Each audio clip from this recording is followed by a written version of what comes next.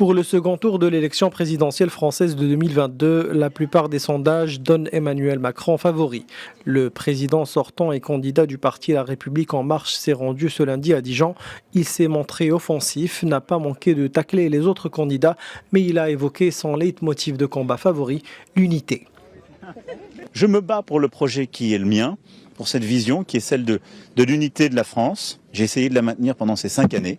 On sait les difficultés, les divisions qui sont là, on ne les a pas toutes corrigées, je suis très lucide. C'est aussi pour ça que je veux continuer à m'engager. On a également, je crois, un projet d'avenir, là où beaucoup d'autres sont dans la nostalgie. Moi, je pense que la France ne réussira pas par ces divisions.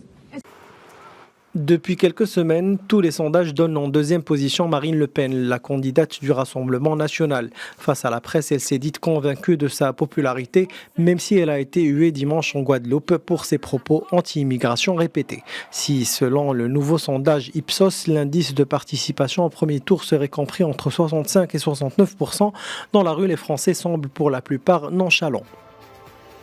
On débat peu en fait par rapport à une élection qui porte pas vraiment, qui porte un nom d'élection présidentielle, mais qui n'a pas la profondeur de ce qu'on a pu connaître par ailleurs.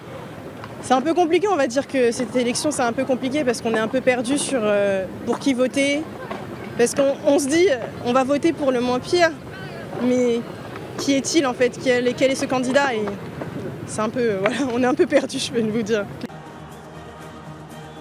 L'Institut Harris Interactive a placé Éric Zemmour devant la présidente du parti d'extrême droite à quelques reprises en octobre.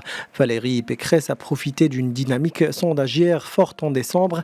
Elle apparaît désormais 4e, loin du second tour de l'élection présidentielle. Il est à rappeler que lundi commence aussi le temps des clips de campagne sur les radios et télévisions, ainsi que des professions de foi dans les boîtes aux lettres des quelques 48,7 millions de Français inscrits en mars 2022 sur les listes électorales. La campagne officielle se termine le 9 avril à minuit, soit la veille du scrutin. Le second tour est prévu le 24 avril.